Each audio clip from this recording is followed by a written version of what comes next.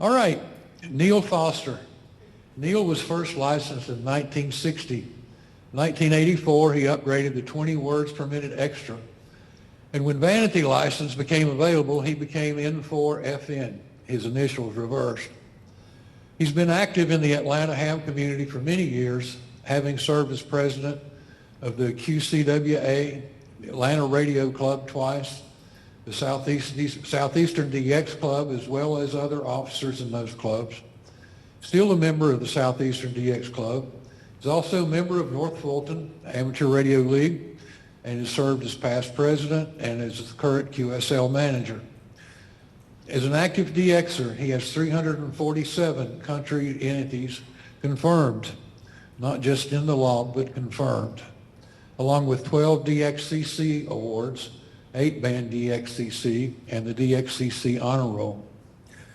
Of all the ham radio awards he has, and there are a bunch, he's proudest of the Arabian Nights Award, number 568 in the world, and the Royal Jordanian Silver Award, number 191 in the world, from the Arabian Amateur Radio League, issued and personally signed by King Hussein of Jordan, JY1, as well as the Commonwealth DX Award, number 332 in the world, issued by the RSGB.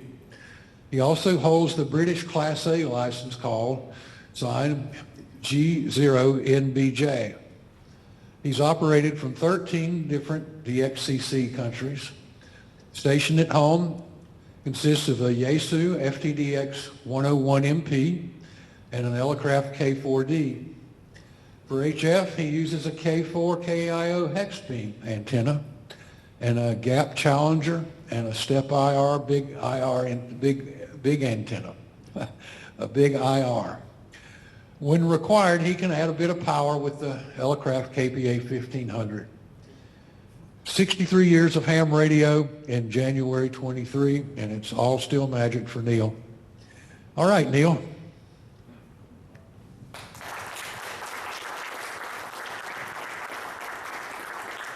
You know, it was interesting when I put this together. I sent it to the league, to the DXCC department, so they would look at it and catch any errors and omissions, and there were none. And then Taryn Sharachula, who was at the DXCC disc, got in touch, said, would I allow the ARRL to use this presentation? And I was very pleased to hear that. So it was nice.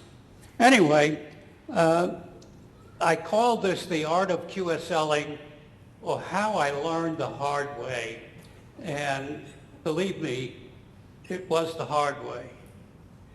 The old way, I'll call it, because we have newer things, is a mailing of a QSL card. I took one of my old cards, and you'll notice, of course, the call sign here. What's missing is the call sign on the back. Very, very bad, because if you have a busy QSL manager, he's got to flip the card before he can process it. So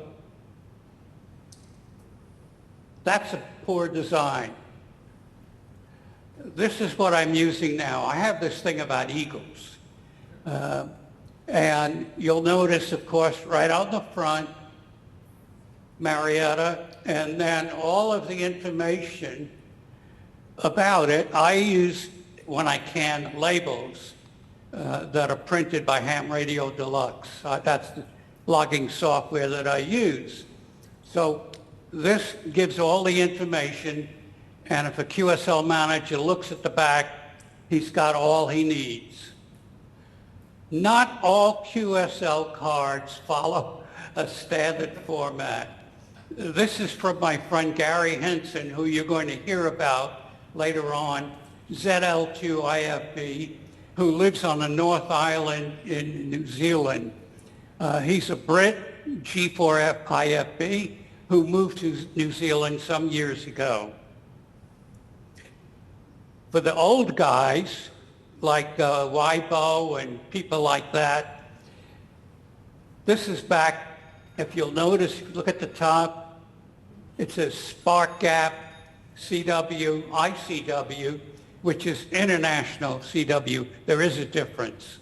And the call sign, I actually tried to track down this guy to see if he was still around, but this is what old guys remember as penny postcards, back when a postal card was 1 cent. Monopoly money, international reply coupons. Folks, they are still valid. The United States Post Office no longer issues them, but they are still valid and they will redeem them. The big problem is finding somebody at the post office who even knows what they are. But an IRC is written in the backside in different languages, and this is exchangeable at the post office for one airmail stamp. The old ones, which I'm going to show you next, were different. They required multiple IRCs if you wanted airmail. Those were sent surface mail. Now, there's one thing I want to point out to you. This is a valid IRC. This is a valid IRC. This is not. This is not. Because they do not have a cancellation here or here or here of the country of origin. So they were not really not valid. But this was 26 cents, 11 cents. Those were IRCs, and I called them monopoly money because they went all over the place. And I actually marked some years ago with the idea maybe I'll get one of them sent back to me. It didn't happen. This definitely is not the way to send a QSL card. This is real. And of course, it's been obliterated to protect the innocent. But that's a disaster. Don't ever do anything like that. Okay. When I did a lot of international QSL managing, I used to use that slip in when people would send cards to me for processing for DX stations. And it was just something I did. Okay, before we go any further, and we'll talk about the paper logbook. By the way, Brian's my shill. If you want to see an IRC, that is one. There is a way, and not to post a QSL card. And I'm going to show you the way you should. You have the envelope. You put it in like this with the envelope, if you can see it, folding down, and insert it this way. If you don't do that, and you follow the other way, what's going to happen, somebody is going to pick up their slitter, because all QSL managers use slitters. They're not about to pop open envelopes. And when you cut it, that's it. The other way, gee, I was going to pick that up. Thank you. Wonderful service. These are no longer required, but actually I found a deal on Amazon where I got about 100 of these for $2. So I used them. They're not required anymore, but if you do use them, the same thing applies. Put it in upside down, and if it's required, and you can't have this, I'm sorry, it's not a tip. Green stamp for return postage. We'll talk about that in a bit too. This is not my favorite way of doing things, where you have a large envelope and you fold it like that. Don't do that. Okay. Paper logbook. Do I still use a paper logbook? No. Do I have a paper logbook? Yes, I do. From the very first contact I made in 1960, I can go back and do that. Today we have a lot of logging programs, and they're all good. I don't care which one you use. Windows, Mac, for the Mac fanatics, there are plenty of them. I happen to use Ham Radio Deluxe. When Simon Brown first came out with that program many years ago. And I think Steve will be putting this up on the internet. Okay. Okay. Anyway, and then for the Linux fans, these are not all of them, you have some programs that work extremely well. Okay. The ARRL has an outgoing QSL service. It's open for all league members, and it's only good for DX stations, or if you still have any Centennial contacts, they'll take those, or they will process for a USA manager for a DX station. They'll do those. Other than that, that's it. Now, not all countries participate. You need to go to the league website, and they'll have a list of countries that have bureaus. And a bureau is a clearinghouse for QSLs. And the way it works is you send your card to the ARRL in bulk. We'll get into that in just a moment. They, in turn, sort them out, and every so often they'll mail them to the other bureau, let's say in England. England gets it, and they sort it out, and they send it to their participant. He answers the card, sends it back to the bureau, and this can take a while. So don't be in a rush when you want things going out. The cost is by the pound, and I'll show you. Oh, thank you. It's $2 for 10 or fewer cards, and it's a sliding scale. It's on the form, and you have to sort them by prefix, and that can get a little bit confusing. For example, the normal call, if I can call it, for the UK, for England, is G. And for example, a call in Scotland would be GM. That's the way the Brits do it. However, we also now have the number 2 and M, MM. So you have to sort it as if that card was a G. And you'll have to use the standard prefix. It's reasonably priced if you have a bunch of cards that you need to send out. Don't be in a rush, because it's going to take a while. My record was 14 years. And yeah, when that card came in, I looked, and it was just a couple of years ago, I said, my God, the last thing I need in the world is another Russian QSL card. And I looked, I said, oh my God, this is 14 years ago. Because back then, when it was USSR, they had one bureau. If you went to the old paper call book, when we had a call book, it looked like the old Atlanta telephone book. You looked up, excuse me, USSR, and there was one address, Post Office Box 88, Moscow. That's it. Moscow got it, they sent it, and it, as I said, not unusual to take a couple of years. There was one exception. I made a contact with Tom Christian on Pitcairn Island, and he was a direct descendant of the originally Bounty mutineers. He was also the postmaster, and the only ham.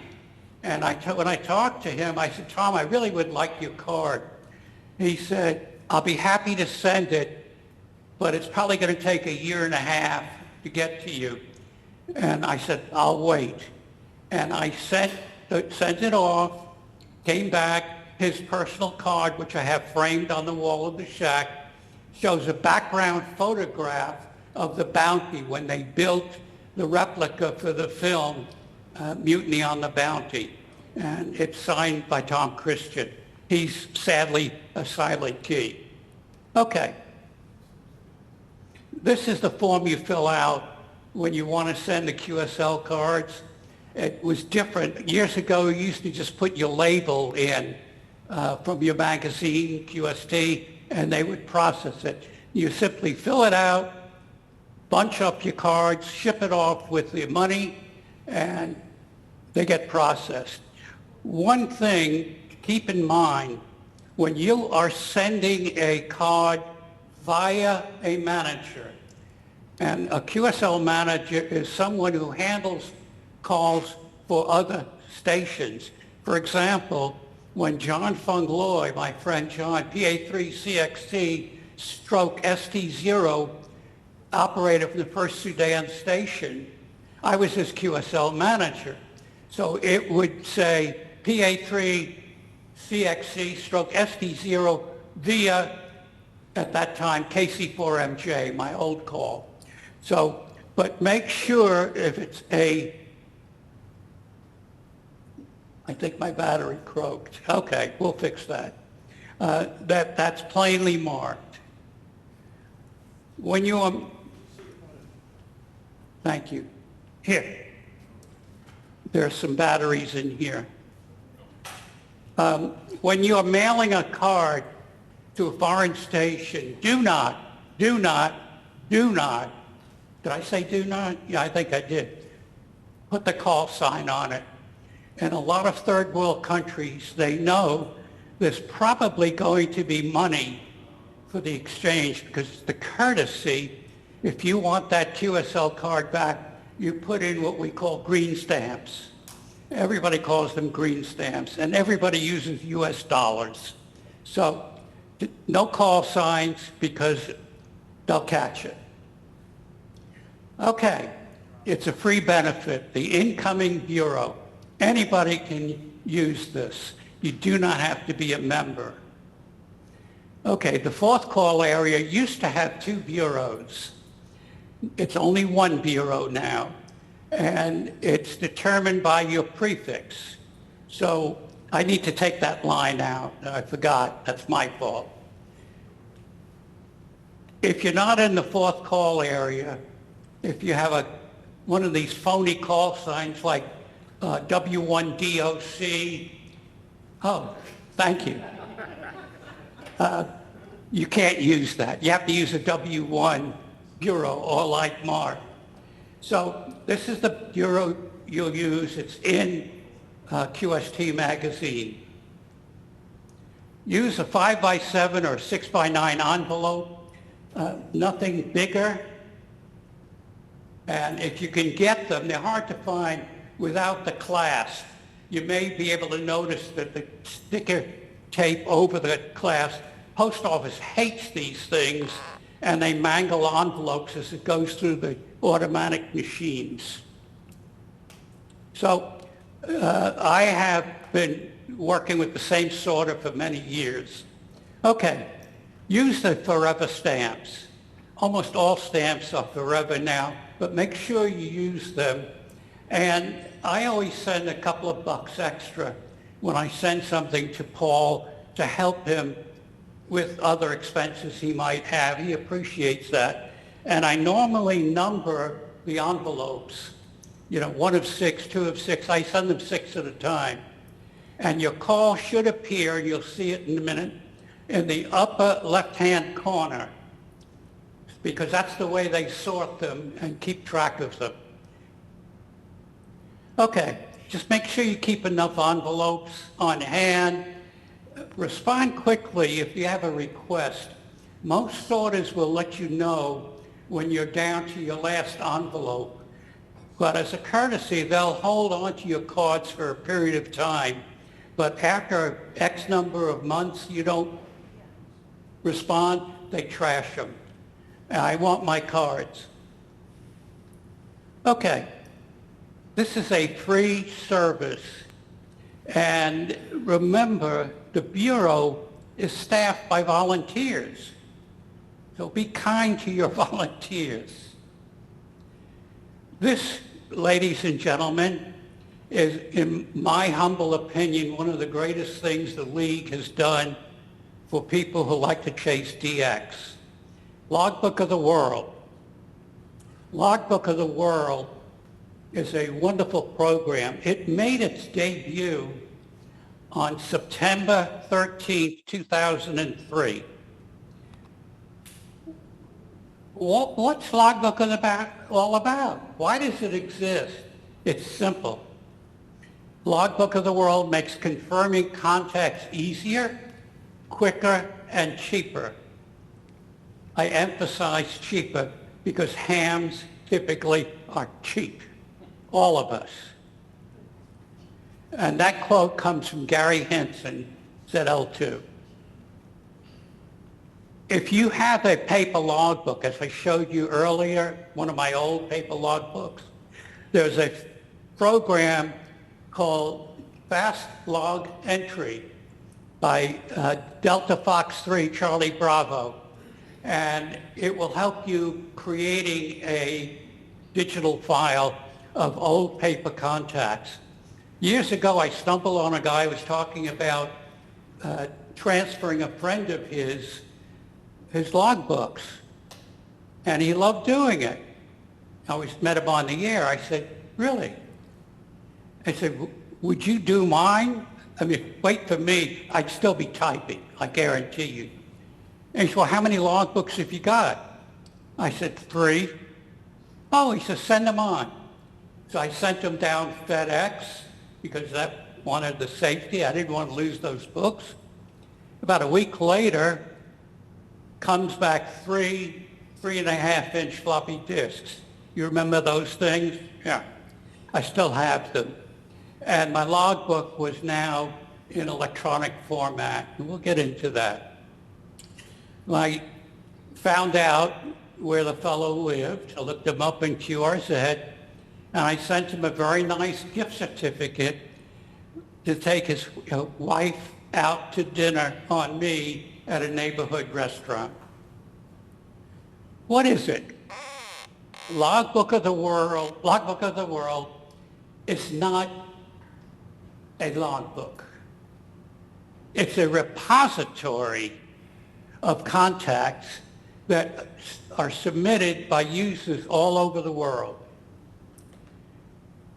It's no different than a paper logbook.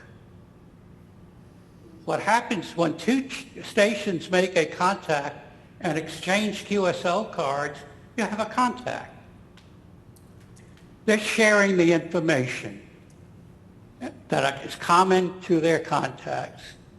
Logbook of the World is double blind. I can't see the other guy's logbook and he can't see mine. But Logbook of the World compares them. That's how it works. This is the confirmation. Thank you. And this is the data that is transmitted in Logbook of the World. You can see that. Essentially the same does not mean identical. Logbook of the World allows some leeway in some of the details such as the time and frequencies. Logbook of the World allows a span of 30 minutes either side of the frequency, the same band. It won't pick up a cross-band contact. The software won't do that. And the reason for that is CW can actually be used anywhere, say in 20-meter band, even in the sideband section. So the algorithm that they use picks that up and says, oh, it's a 20-meter contact. So what about special situations? Logbook of the World can handle all kinds of things, your home, portable, mobile, maritime, except you sign your call sign stroke MM, Mickey Mouse, meaning maritime mobile, or AM, and I've done that too, aeronautical mobile. And the de-expedition doesn't matter. LOTW can be set up to process your logs. Is it secure? You bet. Logbook of the World, unlike other forms such as, and I'm not bad-mouthing, please believe me, because there are a lot of people like EQSL. I don't use it because it's not secure. It's not secure. And the reason is that with LOTW, you're signing with a digital certificate. Logbook is free. Remember I said free? Free? Yeah, it's free. Membership is not required. The only requirement is if you want to claim for awards, for DXCC or any of the other awards. And you can upload with no charges, no fees, doesn't matter.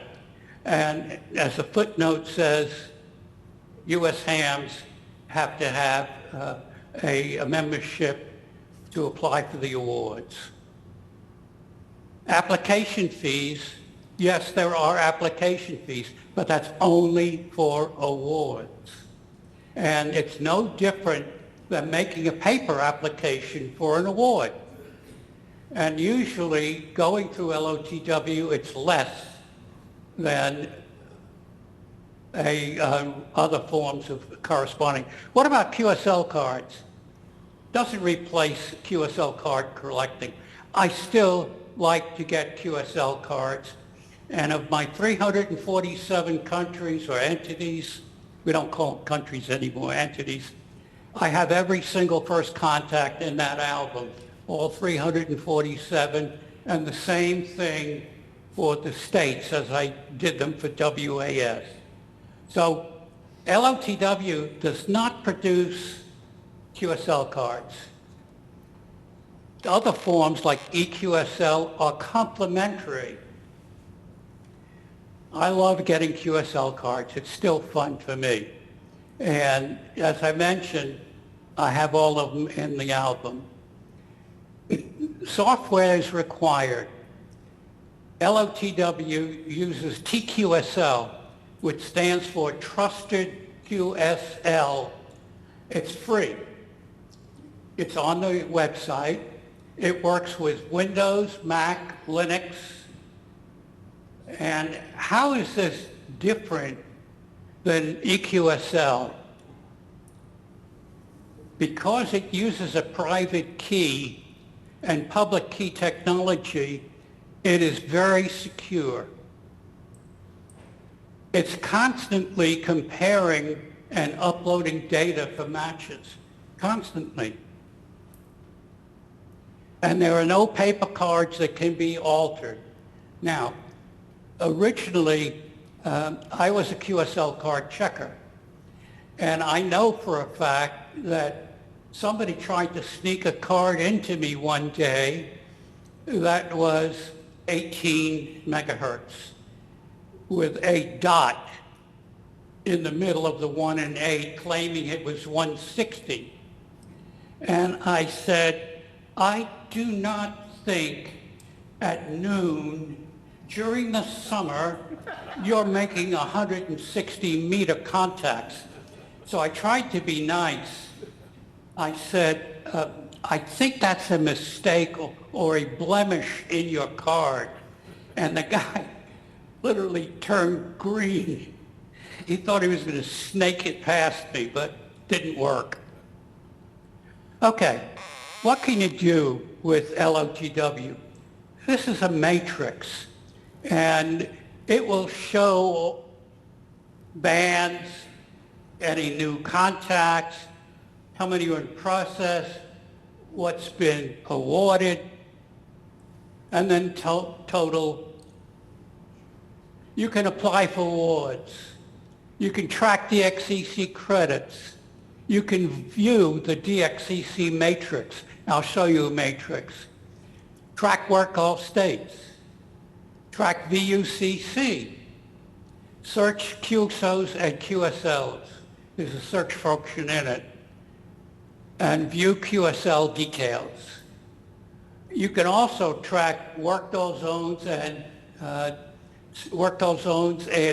WPX, which are CQ awards, but they have an arrangement with LOTW that it will track them.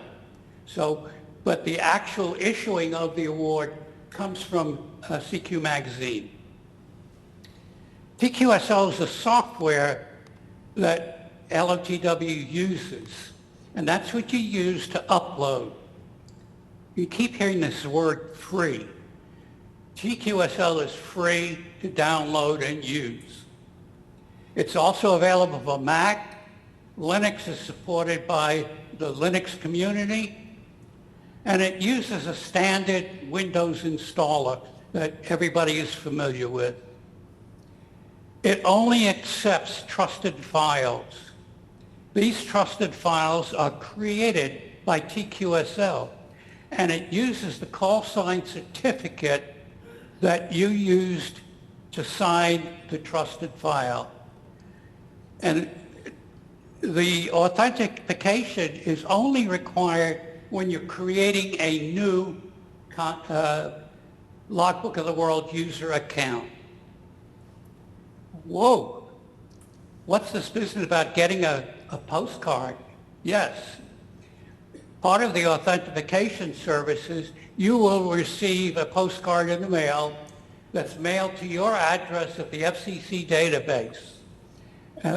Non-U.S. operators will send a copy of their license with certain key data blocked out for personal reasons, and some DXCC entities may require additional requirements. For example, if my friend Brian was to request a certificate for P5DOC, which those of you who may not recognize that, P5 is North Korea. I can guarantee you they're going to ask for some additional documentation. The request is authenticated before sending the key. When you request a certificate, you're requesting a key. It's only required when you're setting up a new account. Once it's set up, it's done. So TQSL uses trusted files. TQ5 is a request for call sign certificate. TQ6 is a response.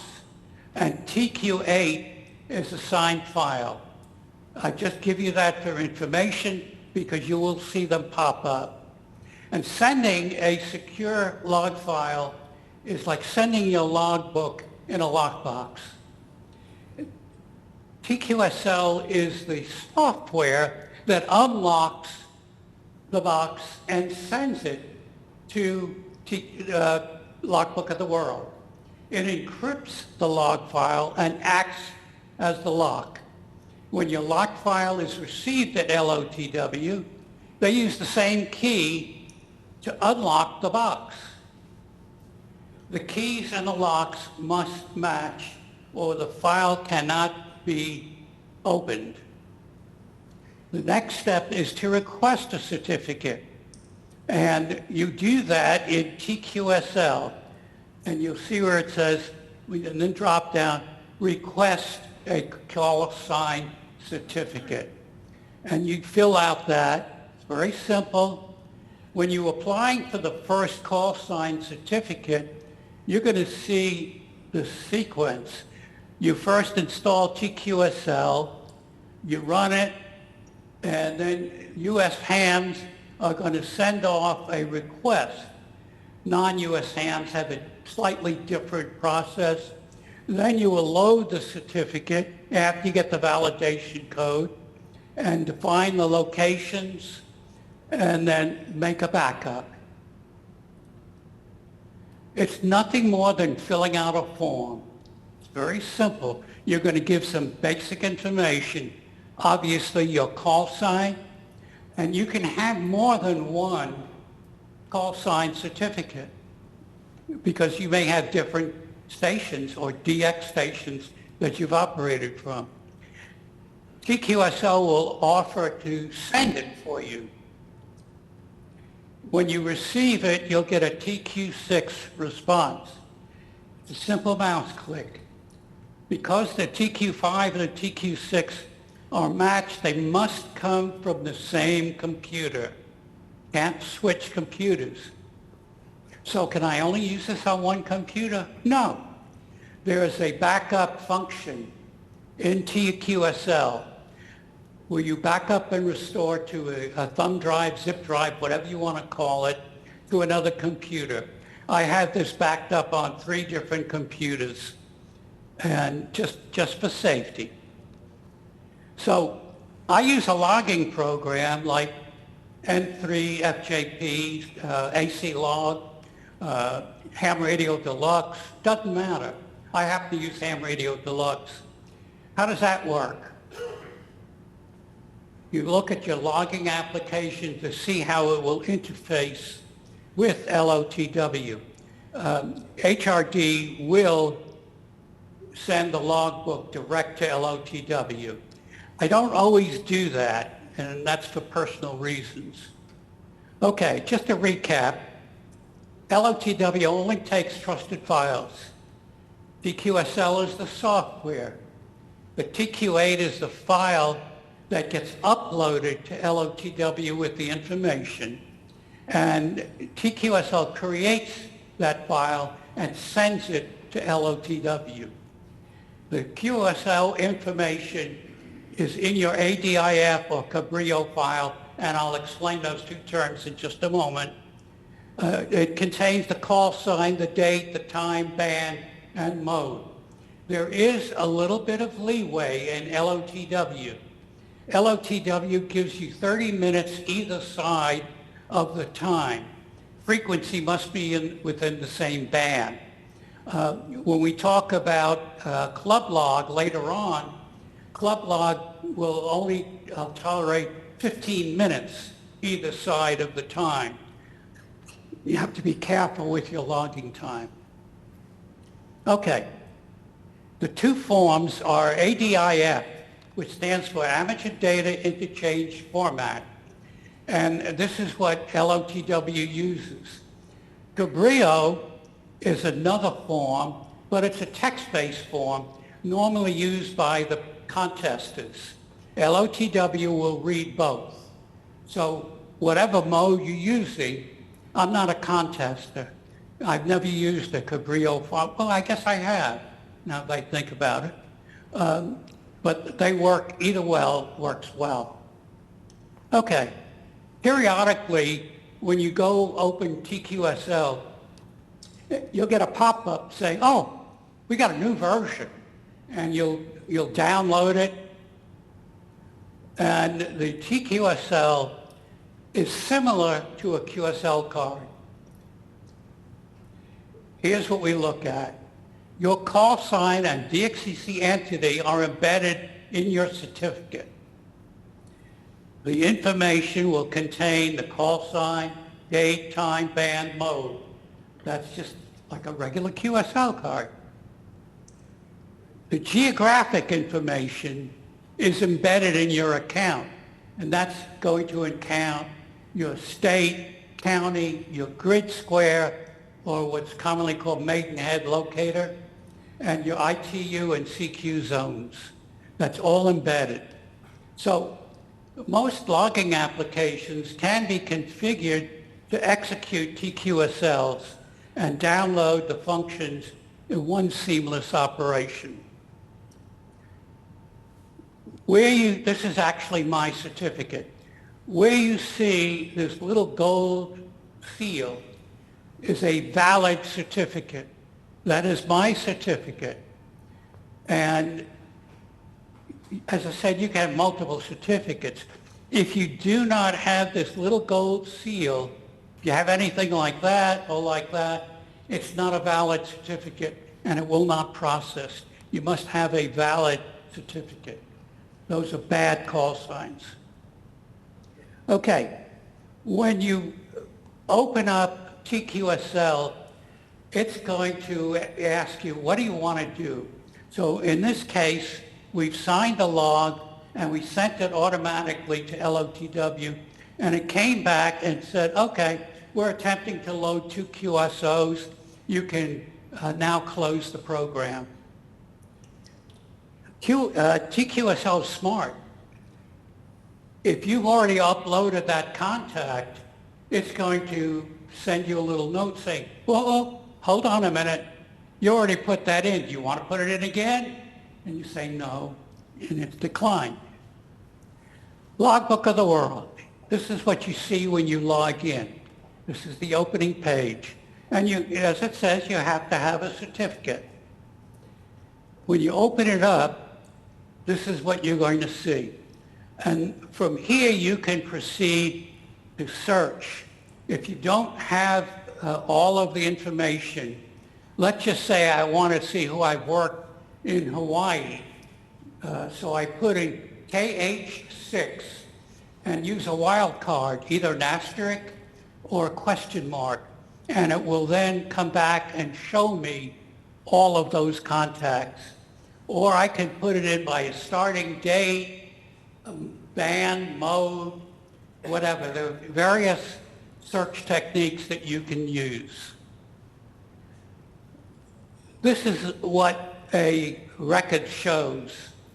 Where you see this, it means that's been confirmed in LOTW. Where it's blank, it is saying it's not confirmed. So those are confirmed. That's one of the searches that you can do. And normally it shows it 25 at a time. This is interesting. And I want you to remember this call sign here, Z60 Whiskey Whiskey. Well, you notice here is Z60A and Hotel Zulu is the Republic of Kosovo confirmed. We'll come back to that. And how I did that when I did the search was I put in Z6 asterisk, and that's what came up. Remember that again. You can search various awards, your DXCC count, your worked all states, VUCC. It doesn't matter, the CQ awards. This is your account status, and that actually is mine. And it says, okay, you have a total of 347 confirmed in Logbook of the World. 337 are current. There are 340 entities or countries on the DXCC list. Well, how in the heck do you come up with 347? Smoke and mirrors. You never lose deleted entities. For example, Y24 would have been East Germany, Democratic Republic. So I've worked that, but that only counts in the totals. And then it breaks it down by band. And you notice there's an asterisk after every one of those. That means that I have a mixed CW phone and digital. It used to be called RIDI, now called digital. Confirmations, and then 5 bands.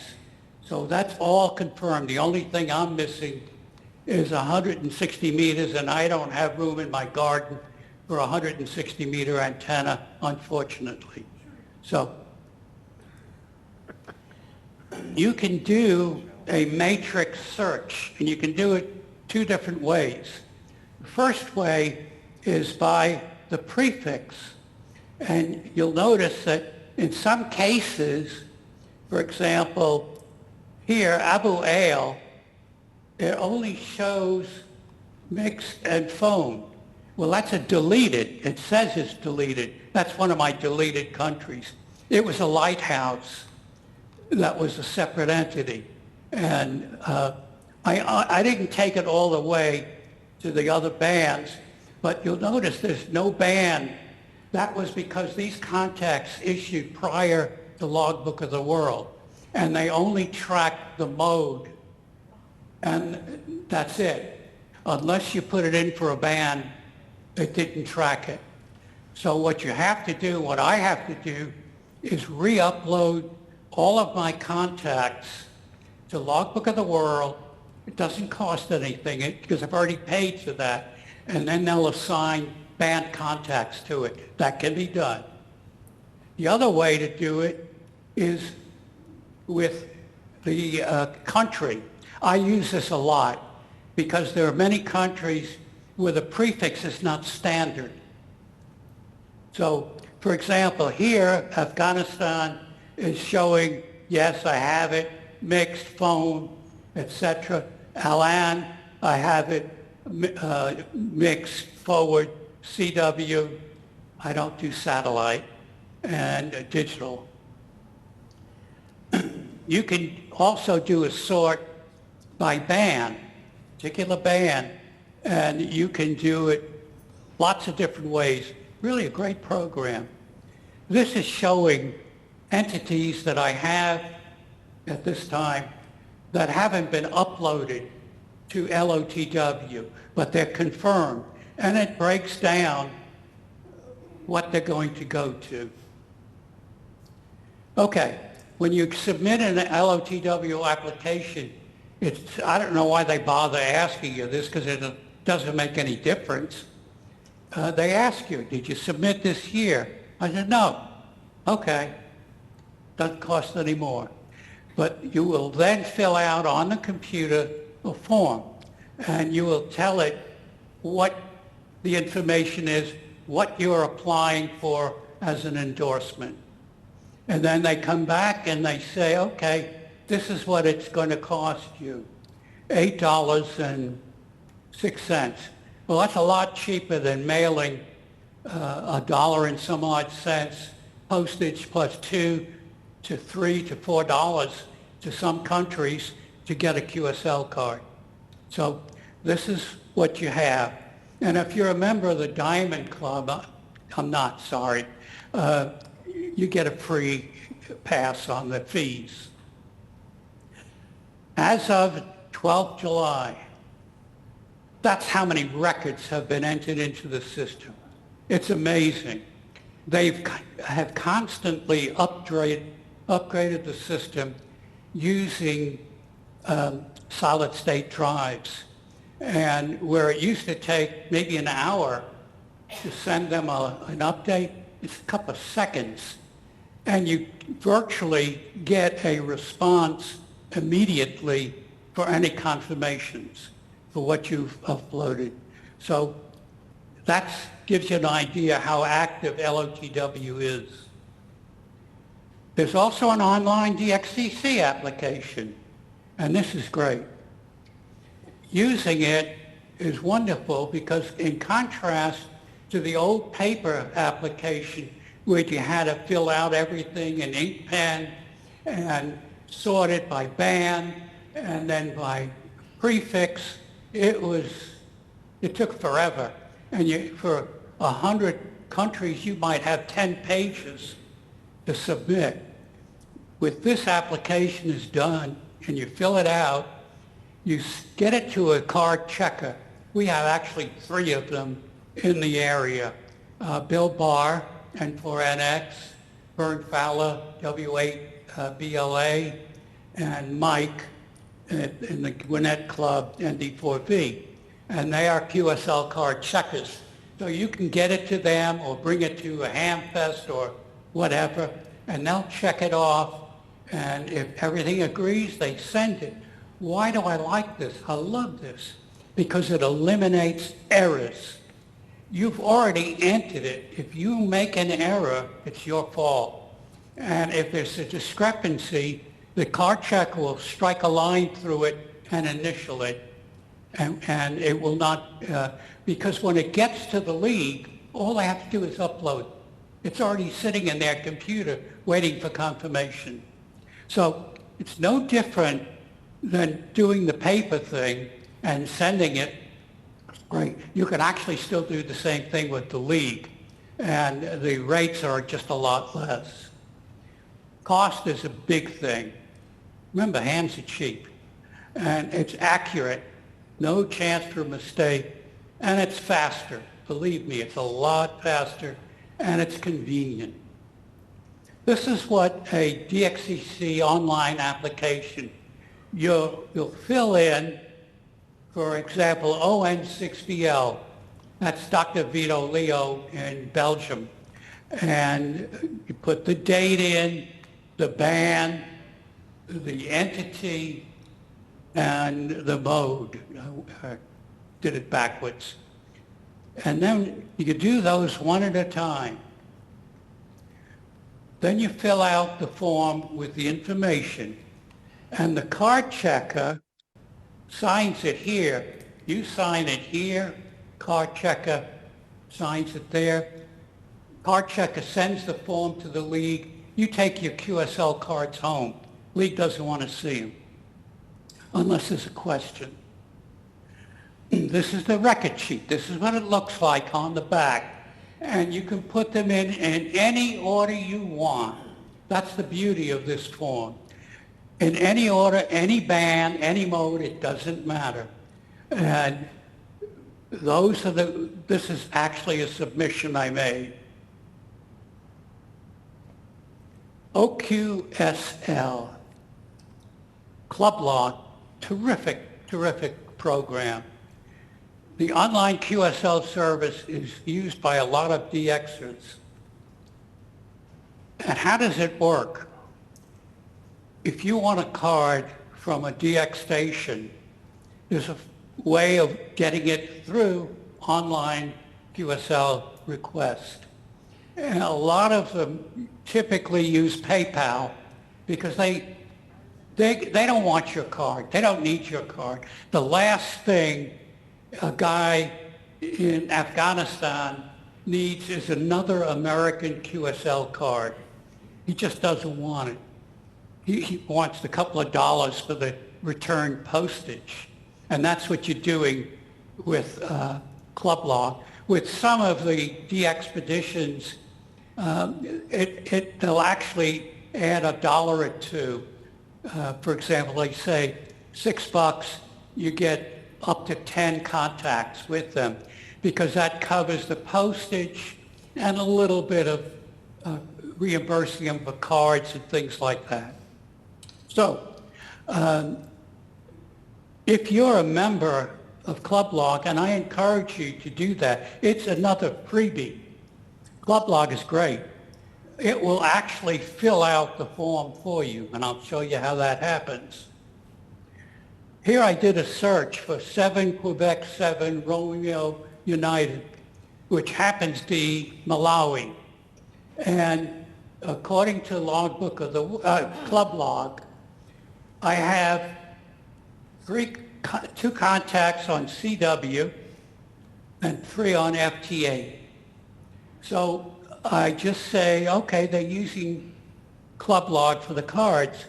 So I say, I want to request the QSL card. Next pops up this form, and it says, okay, here's me, and the little check marks verify the contacts. That's in Club Log. The next thing that comes up is this format. And because I use Club Log, it matched my log to their log, and it filled, I didn't have to do that. I filled it all in. If you get them, for example, occasionally this happens, let's just say this 15-meter contact, it didn't fill in because the information didn't agree. And it's usually time. Time is that sometimes you have to play with the time a little bit and then re-enter it. I'll do it 5 minutes either side, and eventually it'll hit. It's just that their clock operating from Malawi and Africa is different than my clock, which is using Meinberg and is accurate to about 100th of a second. Okay, and here is another one. It says 6 direct QSOs, $2. You can't send a post office letter for $2. Doesn't happen. And they also, in this case, tell you they're not going to use the bureau. Some of them will say you can use the bureau free, but it may take a year or so before you see that card. I threw this in because this is really interesting. This is accurate as of this week. Look at the number of QSOs on FTA. A lot of us have met Joe Taylor. He spoke at one of our early ham jams. Incredibly nice guy. Joe Taylor is the fellow responsible for this. WSJT stands for Weak Signal Joe Taylor. And he's a neat guy. For a guy that's a real egghead, he's just a down-to-earth guy. He's an astrophysicist. The guy is unbelievably brilliant. And he came up with this thing, and it's just taken over. But the interesting thing to me, the number 2 modem is CW, by far. And then sideband, and then FT4. And then all the other bands follow suit, but I cut it off. I thought that was interesting. This is from my friend, ZL2IFB, Gary Hinson. He thinks sending out 599 as a report is ridiculous. So he's come up with this schedule that he uses. For example, an R9 is armchair copy. And then it goes down to R3 is seriously challenging. And then R0, I give up, go away. I just thought it was funny. He's got a good sense of humor, the neat guy. He is responsible for several booklets. You can download them on the web. In my opinion, it's like a Bible. I have all 3 of them. And if you need the information, I'll be happy to send it to you. You just send it to me, N4FN @arrl.net. I'll send you the links, and he is terrific. Or you can go to his website, QRZ website, and you'll find it. I threw this in, you forgive me for this, a little personal nonsense. This is what my station looked like, and it got to be a real nightmare for me to work on. It was awful. And my wife will tell you I'm a real neatnik, so this drove me nuts. Well, when I pulled it away from the wall and got to it, and we all have this, I had a rat's nest. Go figure out what was going where. That's really not me. This is what it looks like now. And, for the new hams, keep in mind, this is 63 years in building. So I don't expect somebody to go out and have a nice station. I have to thank Paul Kelly, W4KLY, and his son Scott, who are master cabinet makers. And they built this console and actually had it laid out so I could customize my equipment any way I wanted. This is a view of the station. I actually use 4 monitors, now 5, because it's easy for me because I'm facing the screens when I operate. I'm not looking at the radios. I can control everything from the screens with the exception of the geochron, and that's just something I always wanted. But I drew the line when geochron mechanicals were $2,000. I said, I don't need a geochron. But when they came out with the geochron computer-based with its own little computer interface at $300, I said, I can handle that. Now, if anybody has good eyes and they see that, that is a real Australian wine. It's from a winery called Morse Code Winery. And if you're not a Morse Code fan, that spells out Chardonnay. There was one other that they had, and I couldn't find it, and it's no longer distributed in this country. It said But- Shiraz on it. Pardon? It said Shiraz on it. Thank you. Okay, getting back, that's kind of the way I operate. And here I'm running the WSJT. This is Ham Radio Deluxe, the rotor control, PSK reporter, and other data information, because I can control everything from here, including the amplifier. The KPA 1500 is handled right from here. So this is the backside, and you'll see why I did this. Can you imagine this the way it used to be? It was a nightmare. And when they were building this, it was originally supposed to be 30 inches. I said, can you give me another 6 inches? Because I gained some weight. And they did. They moved it out of the wall 6 inches. That I don't need to be looking at. That's just a printer. This is the power supply only for the amplifier. The KPA 1500 uses its own 50-volt power supply. And the backup, UPS backup is down here, and the Astron power supply is underneath. I don't need to look at those things. For show, these panels drop down, and you don't see the wiring. They're black on the other side. That was the way that they developed it. Whoops. I also have a classic radio station, and my friend Brian will remember saving my life at Dayton some years ago. I always wanted an HQ70 and 170, and when I was a young ham starting out, this was like $400. Well, in 1956, I was just out of the University of Georgia.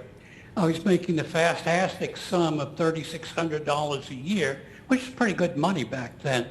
$400, forget that. So I said, I'll get one. I found one in Dayton, and I bought it. And I got about halfway back and ready for a heart attack, because I forget that damn thing weighs, pardon me ladies, about 55 pounds. And along came Brian, we were there together. You need some help? I said, only if you don't want to take me to the hospital. And cut it back. I bought it in the flea market. Had no idea if it worked. You got the usual thing, does it work? Oh, last time we plugged it in, it did. So we get back to the room, I plugged it in, it lit up, but it didn't work, didn't hear. So Mac, some of you know Mac, W4AX, he is one heck of a technician. He said, let me take a look at it. And he calls me up, he said, well, everything is fine after I got the mouse nest out of the bottom. But it works, and then rest his soul, I got this from Jim Stafford, W4QO, which is the companion, pretty rare HX50 transmitter. And it's just about as hefty. And that is the matching speaker. And there's an interesting story about the speaker. When Mr. Hammerlin, and there was a Mr. Hammerlin, developed the series, he had a lady who worked in the factory, and she was responsible for the screens. And when the cloth was laid out for the screen, she took this, I'll call it an ink pen or whatever, and she'd do like this. Every single one of them is different. There are no two screens alike because they were done by hand, and you can see the squiggles. My 15 minutes of fame. I made the cover of CQ magazine, and I had written an article about a Morse code key on board a Supermarine Spitfire. In World War, I became a Spitfire lunatic. I have a collection of Spitfire parts. My wife tolerates this, but when I thought about getting a canopy from a Spitfire, I think she was questioning my sanity. She was probably right. But I do have a number of parts from a Spitfire, and the article was about this Morse key. And by the way, it never was meant to key a radio. It keyed, if you see it on the top, an identification lamp. There were two of them on a spit, one on the top and one on the bottom. And although you can't see the switch, it's marked, as our British cousin would say, upward and downward. We would just say up and down, but they're very formal the way they do things. And that is the switch. It was mounted on the starboard side of the cockpit, and the key stuck out like this. So the pilot could tap out his identifier because of radio silence in World War II to another plane or to the ground so they wouldn't shoot his rear end out of the sky. So it was fun to do that. If anybody wants this, I'll be happy to send it to them. I have it.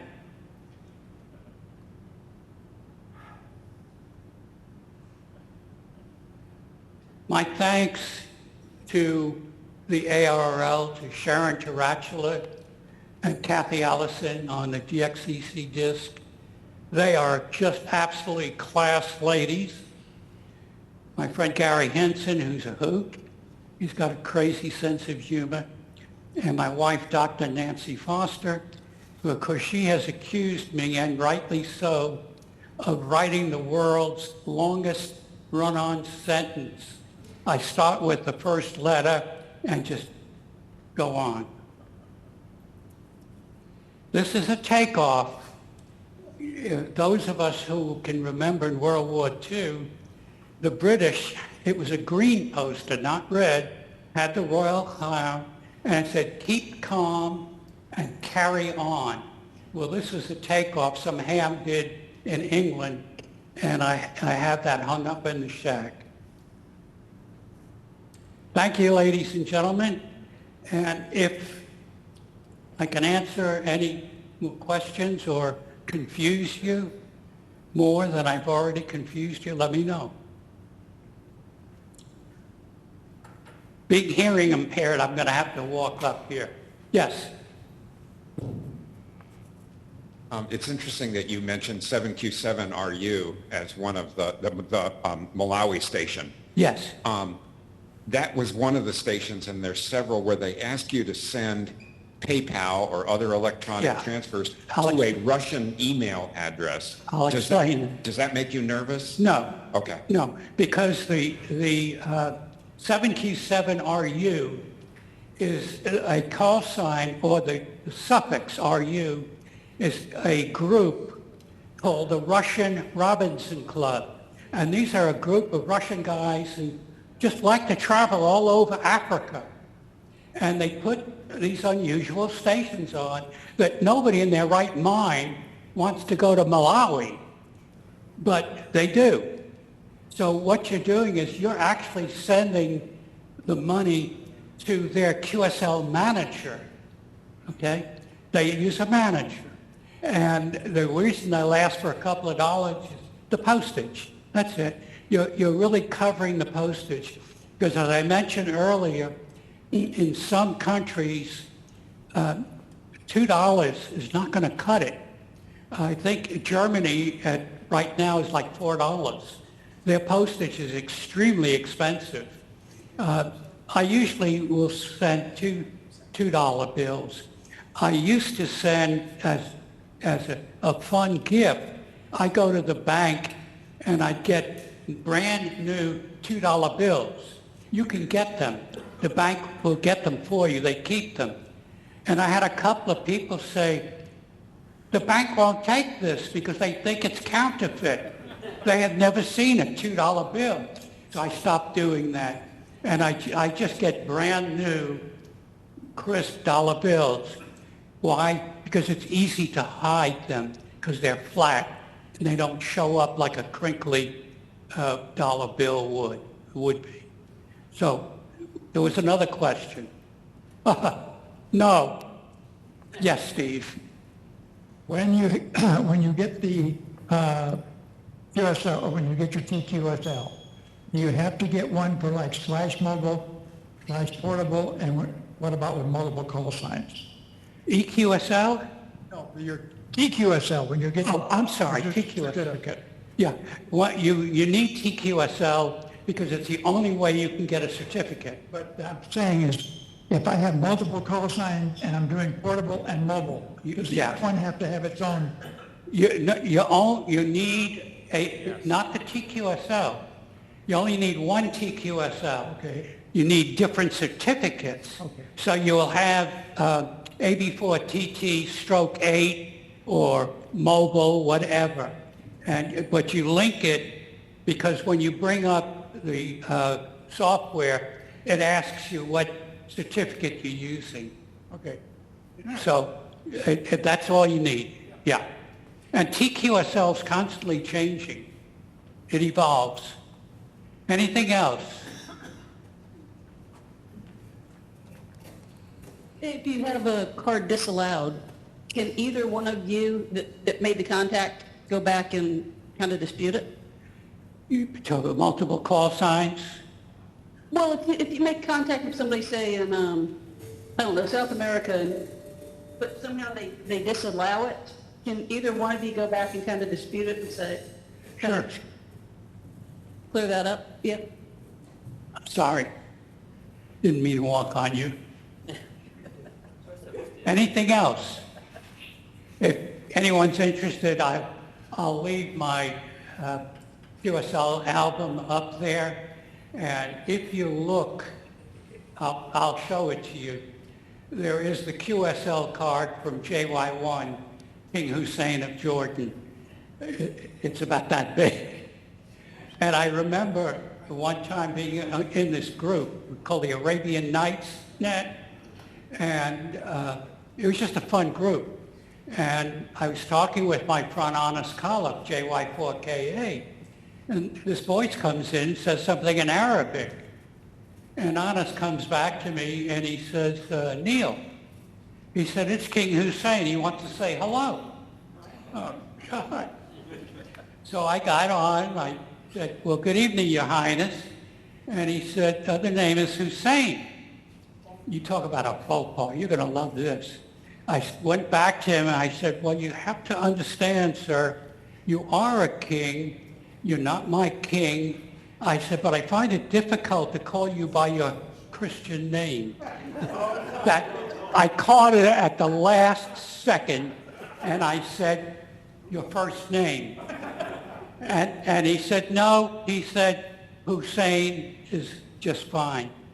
And he went on. He knew I was going into the Middle East, and he invited me to operate from the Summer Palace in Aqaba. And there was another famous ham who was exactly the same way. King Juan Carlos of Spain. He was very active, and he was one. Barry Goldwater, K7UGA. I love his call sign because I went to the University of Georgia. And Barry Goldwater was Barry. Neat guy. Thank you. And you're Neil. I was. Congratulations. Thank you.